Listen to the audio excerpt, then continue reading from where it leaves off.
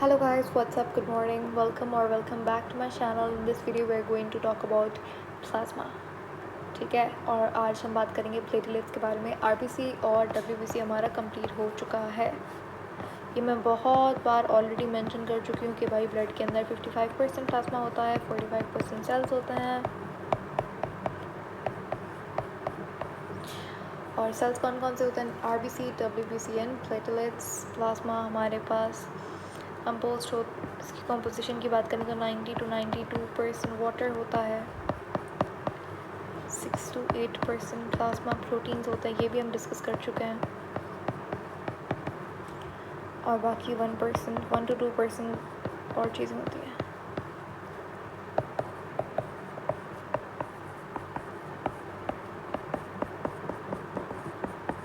अभी कुछ बातें रह गई थी जो हमें आज करनी है प्लेटलेट्स के बारे में, प्लाज्मा के बारे में। So listen to me very carefully. सबसे पहले तो देखो, हमारे पास प्लाज्मा कलर की बात करें तो इसका कलर जो है वो पेल येलो कलर होता है। बहुत जगह पे इसे स्ट्रॉ कलर्ड लिक्विड भी लिखा हुआ होता है।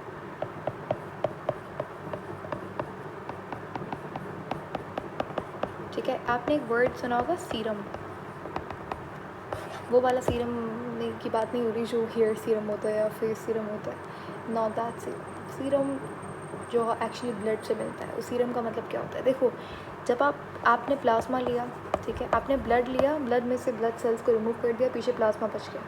ठीक है, अब ये प्लाज्मा से भी व्हेन यू सब्ट्रैक्ट और when you remove clotting factors और क्लॉटिंग प्रोटीन्स,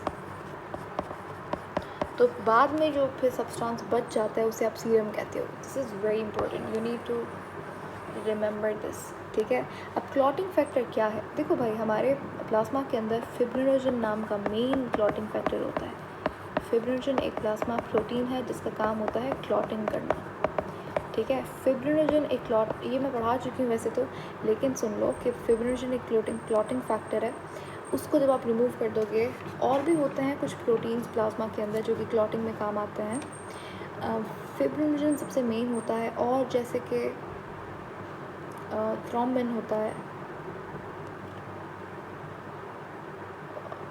अब आगे हम लोग ना वो करेंगे,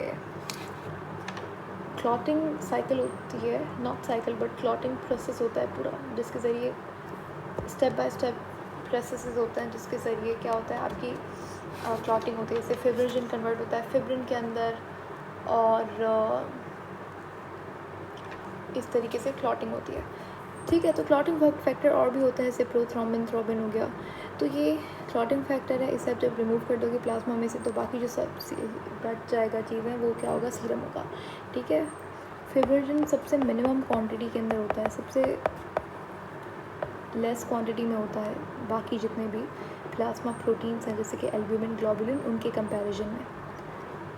ठीक है, अगर नहीं समझ आया तो आप प्लाज्मा प्रोटीन वाली वीडियो देख सकते हो जाकर। ठीक है, तो प्लाज्मा का कलर क्या होता है? पेल येलो कलर का लिक्विड होता है। ठीक है, पेल कलर होता है इसका। और अच्छा, अब मैं थोड़ा प्लेटलेट्स के ऊपर जाता है। प्लेटलेट्स को थ्रोम्बोसाइट्स कहा जाता है। थ्रोम्बोसाइट्स, ठीक है, ये इंटरमीडिएट होते हैं, यानी कि इंटरमीडिएट का मतलब क्या है कि आरबीसी सबसे ज़्यादा होता है, डब्ल्यूबीसी उस सबसे मिनिमम होता है, और जो प्लेटलेट्स होते हैं आपके, वो इंटरमीडिएट होते हैं। क्वांटिटी की बात हो रही है। ठीक है, ये कुछ लैक्स के अंदर होता है, आरबीसी कुछ मिलियंस में होता है, और डब्ल्यूबीसी कुछ थाउजेंड्स के अंदर होता है। ठीक है, अगर इनके काउंट की बात करें तो 1.5 to 3.5 लाख पर मिलीमीटर क्यूब ऑफ ब्लड, ये होती है इनकी, काउंट होता है इनका। ठीक है, अब अच्छा, एक और बात याद रखिएगा, हम सबको पता होता है कि जो आरबीसी होता है उसके पास न्यूक्लियस नहीं होता, लेकिन यू मस्ट नो कि जो प्लेटलेट्स होते हैं इनके पास भी न्यूक्लियस नहीं होता, ये भी ए न्यूक्लिएटेड होते हैं अलाइक आरबीसी। ठीक है, अच्छा, उसके बाद जो प्लेटलेट्स होते हैं इनका शेप कैसा होता है? इनका इरेगुलर शेप होता है, जैसे डब्ल्यूबीसी का होता है। और हमारे पास आरबीसी का शेप कैसा होता है? बाइकॉनकेव शेप होता है। अच्छा, प्लेटलेट्स जो है ना वो क्या होता है कि बड़े बड़े सेल्स होते हैं, जब ये सेल्स ब्रेक डाउन होते हैं इनके फ्रेगमेंट से प्लेटलेट्स बनता है, ठीक है। इन पेरेंट सेल्स को क्या कहा जाता है, इन पेरेंट सेल्स को कहा जाता है मेगा कैरियोसाइट्स, ठीक है। मेगा कैरियोसाइट्स एक्चुअली में पेरेंट सेल्स होता है प्लेटलेट के, तो इसीलिए प्लेटलेट्स को कहा जाता है कि ये लोग दे आर द फ्रेगमेंट्स यानी कि part, small pieces, fragments of large mega karyocytes.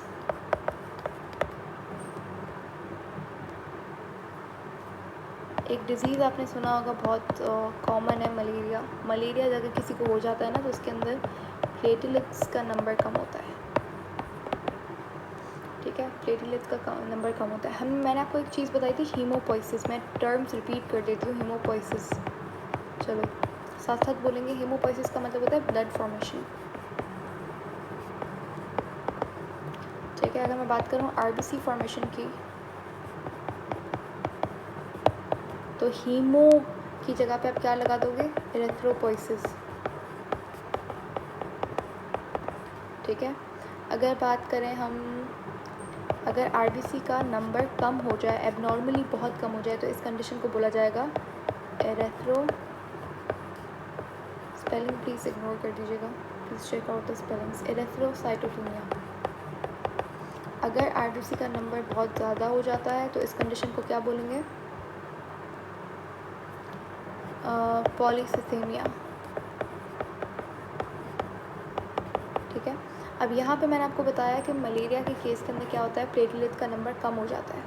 जब प्लेटलेट्स का नंबर कम होता है तो इस कंडीशन को आप क्या बोलोगे, आरबीसी का क्या था, एरेथ्रोसाइटोपेनिया, तो यहाँ पे आप एरेथ्रो की जगह पे थ्रोम्बो का वर्ड यूज़ करोगे, क्योंकि प्लेटलेट्स का क्या नाम होता है, प्लेटलेट्स आर थ्रोम्बोसाइट्स, थ्रोम्बोसाइट्स। इसीलिए यहाँ पे जहाँ पे भी वर्ड थ्रोम्बो यूज़ हो जाए समझ लीजिएगा प्लेटलेट्स की बात हो रही है। तो थ्रोम्बो साइटोपिनिया यानी कि कम हो जाना, तो प्लेटलेट्स का नंबर अगर कम होगा तो बोलेंगे थ्रोम्बोसाइटोपिनिया, ठीक है। तो ये थी हमारी प्लेटलेट्स और इन ब्लड सेल्स के बारे में डिस्कशन।